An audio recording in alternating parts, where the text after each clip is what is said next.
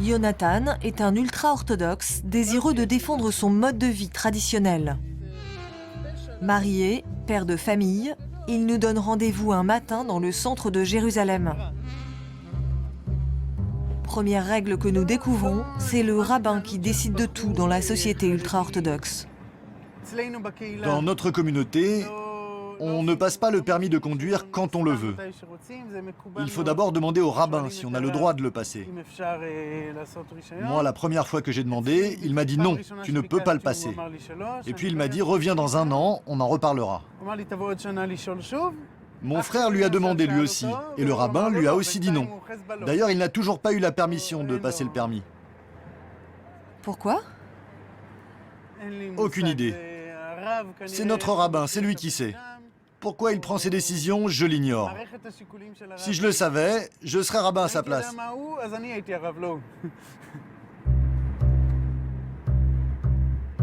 Deuxième règle, les hommes ne doivent pas travailler.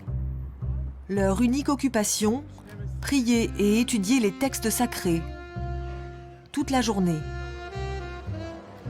Comme tous les matins, Yonatan se rend donc dans sa yeshiva, son cercle d'études religieuses.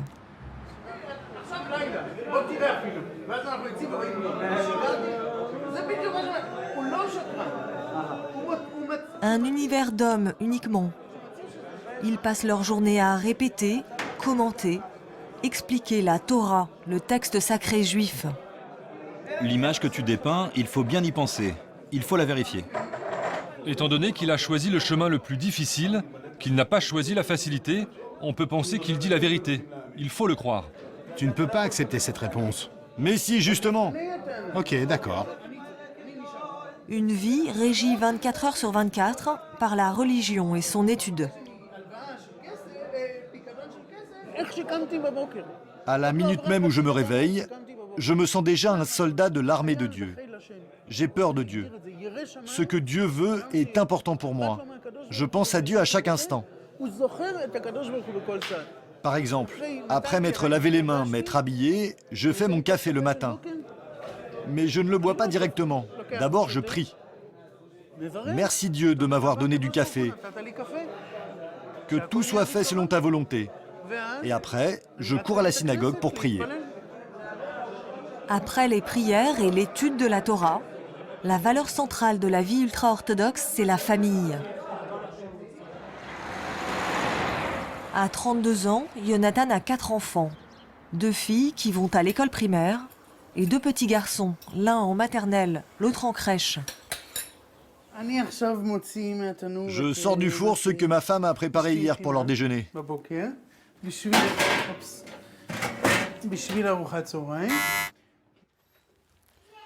Bonjour, comment ça va? Bien, Dieu merci. Range tes affaires dans ta chambre. Ici, pas de romans ni de journaux. Dans la bibliothèque, que des livres sacrés. Les enfants n'ont jamais vu de console, de télévision ou d'ordinateur. Tous proscrits. Alors après l'école, ils jouent aux cartes. Seul objet de modernité, un téléphone portable. Mais lui aussi fait l'objet d'un contrôle. Vous avez un téléphone ? Oui, c'est mon téléphone cachère. Validé par le rabbin. Si on a vraiment besoin d'un smartphone, on peut en avoir un. Mais il faut l'autorisation du rabbin. Moi, mon rabbin me connaît bien. Il m'a donné une autorisation spéciale. Il a contacté la compagnie de téléphone pour l'autoriser à m'en vendre un. Un Internet strictement encadré et dont chaque application est validée par le rabbin.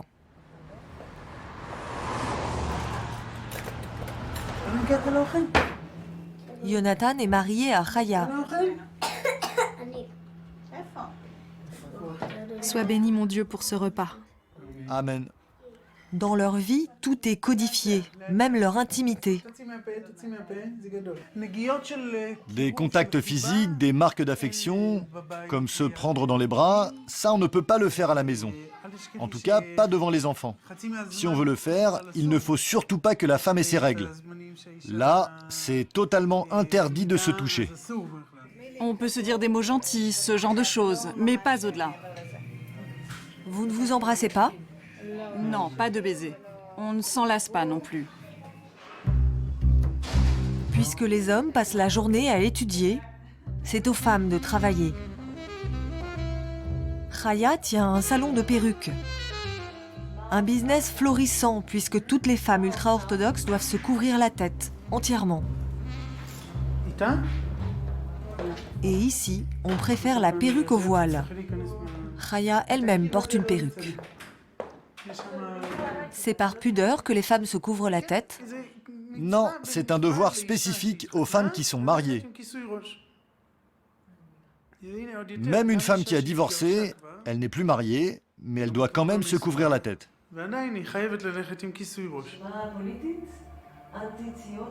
Ce mode de vie ultra-orthodoxe, les hommes en noir sont prêts à tout pour le protéger. Même s'il faut en découdre avec l'État d'Israël. L'État d'Israël en tant que tel est moins important pour moi que la Torah, le livre sacré.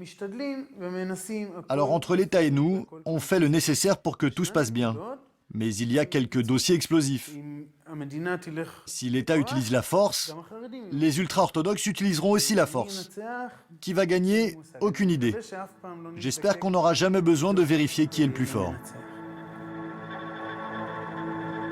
Pour l'instant, l'État ne fait rien pour gêner les ultra-orthodoxes. Bien au contraire, ceux-ci grignotent petit à petit le territoire israélien en toute impunité. Jonathan vit dans le quartier de Maalot Daphna.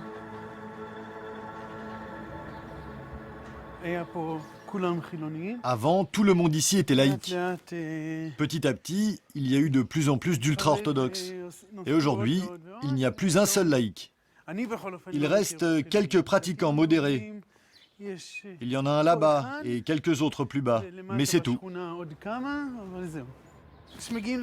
Quand les ultra-orthodoxes arrivent en nombre dans un quartier laïque, les laïcs quittent le quartier. Aujourd'hui, dans ce pays, il y a un fossé énorme entre ultra-orthodoxes et laïcs. On ne peut pas être voisins.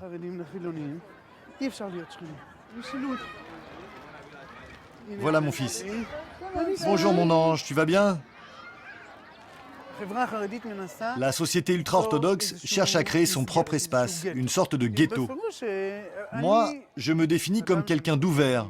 J'ai vu le monde. J'ai même étudié à l'université.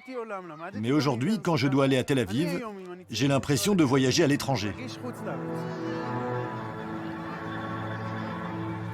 L'Israël de Tel Aviv, tout aussi dangereux à ses yeux que les nazis pendant la Seconde Guerre mondiale. Nos rabbins présentent aujourd'hui la situation hors du monde ultra-orthodoxe comme une Shoah spirituelle. Ce n'est pas une Shoah dans le sens où la société israélienne essaye de détruire le monde ultra-orthodoxe.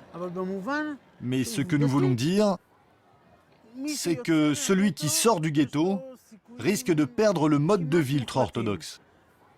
Résultat, c'est comme la Shoah.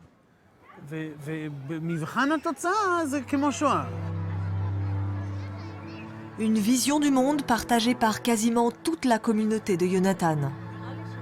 Et certains groupes ultra-orthodoxes poussent le raisonnement encore plus loin. Ils veulent tout simplement la destruction d'Israël.